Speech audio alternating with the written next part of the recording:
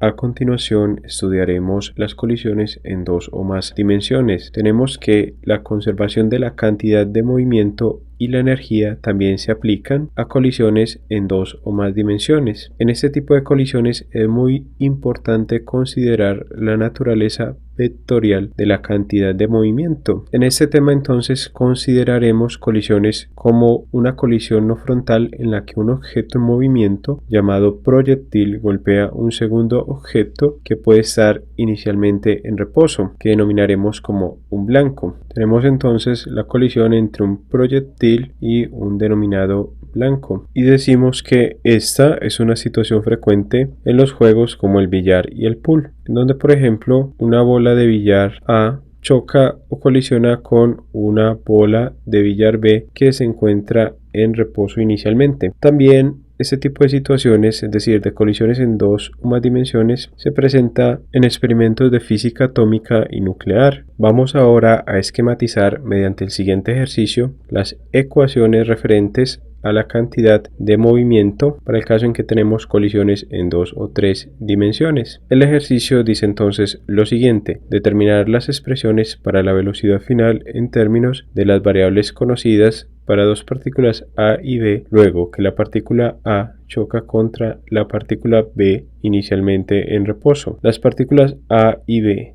luego de la colisión se mueven en ángulos θ sub AF y θ sub BF respectivamente en relación con el eje X positivo sobre el plano XY. Vamos a esquematizar entonces la situación física descrita en el presente ejercicio, que es un ejercicio demostrativo. Hemos representado entonces la situación física descrita. Tenemos que una partícula A choca o colisiona con una partícula B inicialmente en reposo. Como la partícula B se encuentra en reposo inicialmente, su cantidad de movimiento inicial va a ser igual a 0, en tanto que la cantidad de movimiento inicial de la partícula A va a ser P sub AI. Luego de que colisionan, la partícula A continúa en una trayectoria sobre el plano XY positivo, en tanto que la partícula B, luego de la colisión, sigue una trayectoria con un ángulo respecto al eje X positivo θ sub BF. Y tenemos entonces que las cantidades de movimiento final, tanto para la partícula A como para la B, son P sub AF y P sub BF. Hemos considerado entonces en la presente figura el proyectil de entrada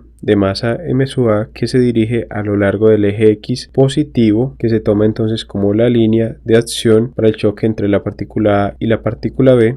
Recordemos que la cantidad de movimiento es un vector y las componentes de la cantidad de movimiento total en las direcciones X y Y también se conservan. Determinemos primero entonces las componentes de la cantidad de movimiento en las direcciones X y Y. Hemos obtenido entonces las componentes para la cantidad de movimiento en las direcciones X y Y. En la ecuación 1 tenemos que como la partícula B se encuentra inicialmente en reposo, tenemos que su cantidad de movimiento inicial va a ser igual a 0, ya que su velocidad es 0. Y observemos que como la partícula A se mueve inicialmente sobre el eje X positivo, tenemos que su velocidad inicial, es decir, la velocidad de la partícula A en X inicial, va a ser igual a su velocidad inicial total. Con estas consideraciones entonces la ecuación número 1 nos va a quedar del modo siguiente: como la cantidad de movimiento inicial en X de A, que sería m sub a por v sub a xi, ya hemos dicho que esta variable es igual a v sub ai más 0 igual la suma de las cantidades de movimiento final en X de las partículas A y B respectivamente, y esta expresión la denotamos como la número 3. De la ecuación 2 tenemos lo siguiente: observemos que inicialmente ni la partícula A ni la partícula B presentan movimiento vertical. Como estamos considerando las componentes verticales, es decir, sobre el eje Y, podemos decir que la cantidad de movimiento inicial en Y de la partícula A va a ser igual a 0, lo mismo que la cantidad de movimiento inicial en Y de la partícula B.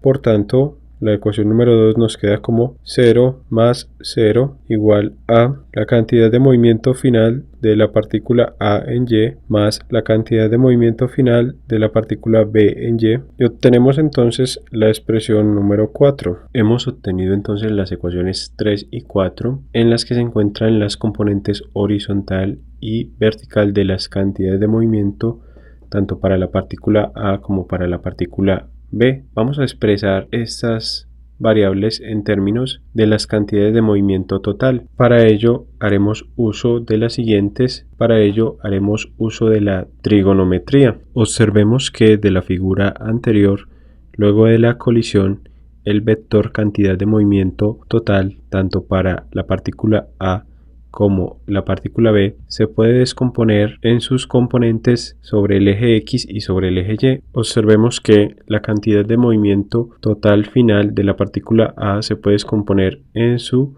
componente horizontal P sub A XF y en su componente vertical P sub A YF. Es decir que vectorialmente la cantidad de movimiento final de A va a ser igual a la suma de sus cantidades de movimiento sobre el eje X y sobre el eje Y. De igual modo, la cantidad de movimiento total final de la partícula B va a ser igual a la suma de sus componentes. Debemos también considerar el ángulo que se forma con respecto al eje X positivo. Observemos que estamos considerando triángulos rectángulos, ya que estos tienen un ángulo recto. Como tenemos triángulos rectángulos, podemos hacer uso de las funciones trigonométricas para relacionar las componentes, tanto horizontal como vertical, de las cantidades de movimiento para cada una de las partículas A y B. Para el caso de la partícula A, vamos a emplear la función seno del ángulo θ sub AF, que será igual al cateto opuesto de ese ángulo, es decir, P sub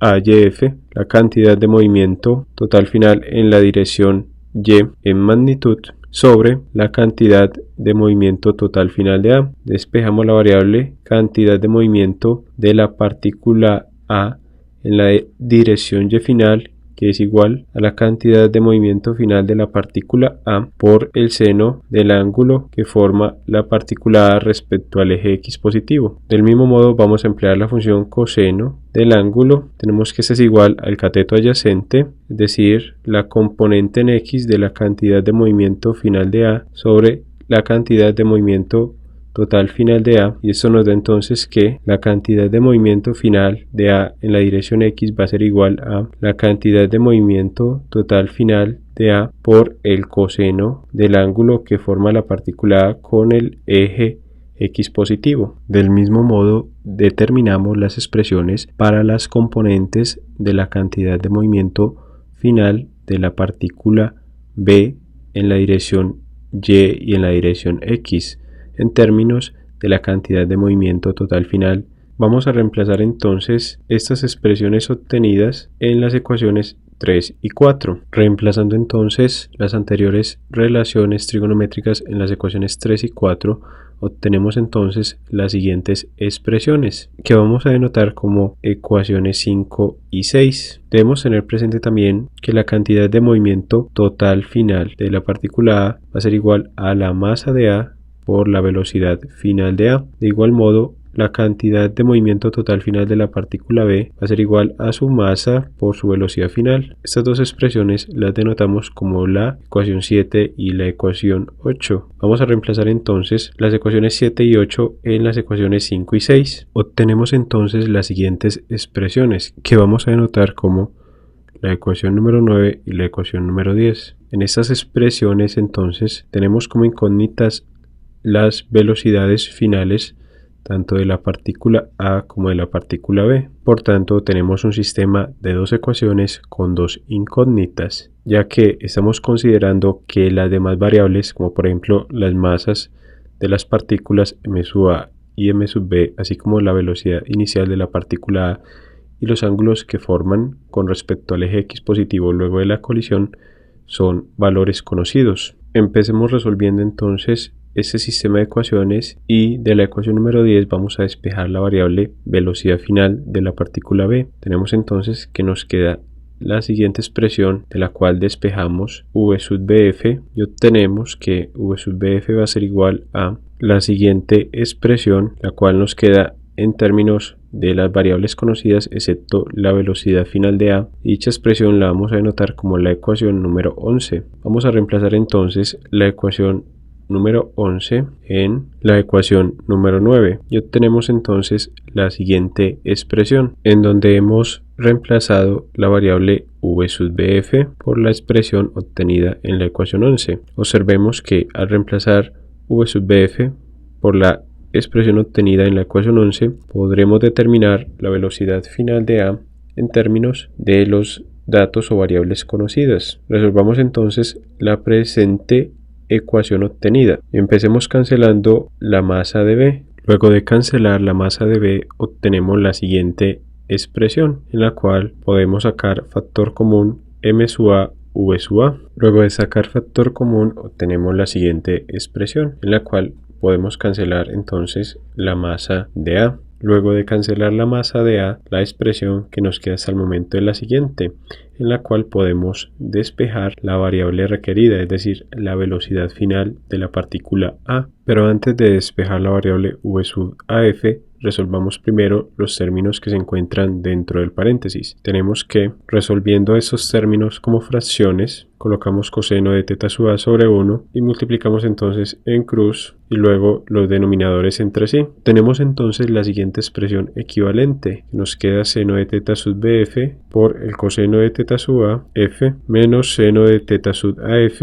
por el coseno de teta sub bf. Todo esto sobre 1 por seno de teta sub bf, que nos da seno de teta sub bf. Reemplazamos entonces este término por el que acabamos de obtener. Esa expresión nos queda entonces del modo siguiente. Y aquí vamos a despejar la variable que nos interesa, es decir, la velocidad final de la partícula A, que va a ser entonces igual a la siguiente expresión. Y resolviendo esta expresión, observemos que tenemos lo siguiente: v sub i o velocidad inicial de A sobre 1 sobre esos términos o relaciones trigonométricas sobre seno de teta sub bf. Multiplicamos entonces medios con medios y extremos con extremos y obtenemos lo siguiente: la velocidad inicial de A por el seno del ángulo de B sobre las funciones trigonométricas. Reemplacemos entonces esta expresión en la ecuación que estamos desarrollando y nos queda como se ilustra a continuación. Hasta el momento entonces hemos determinado la expresión para hallar la velocidad final de la partícula A en términos de las variables conocidas. Esta ecuación entonces la denotaremos como la ecuación número 12 y vamos a reemplazar esta ecuación número 12 en la ecuación número 11 para hallar la velocidad final de la partícula B en términos de las variables conocidas. Reemplazando entonces la ecuación número 12 en la ecuación 11, tenemos entonces la siguiente expresión para hallar la velocidad final de la partícula B. Reacomodando términos, entonces tenemos la siguiente expresión. Finalmente obtenemos, luego de reacomodar términos, la siguiente expresión para determinar la velocidad final de la partícula B luego de la colisión con la partícula A, cuando el movimiento de ambas es sobre el plano XY, es decir, es en dos dimensiones. Denotamos entonces esta expresión como la número 13. En conclusión, las ecuaciones 12 y 13 nos permiten determinar las velocidades finales de las partículas A y B luego de que ocurre una colisión en dos dimensiones, para el caso en que una de las partículas, en este caso la partícula A, choca o colisiona con una partícula que se encuentra en reposo, en este caso la partícula B. Hemos resuelto entonces el presente ejercicio demostrativo referente a las colisiones en dos dimensiones del tema cantidad de movimiento o momentum.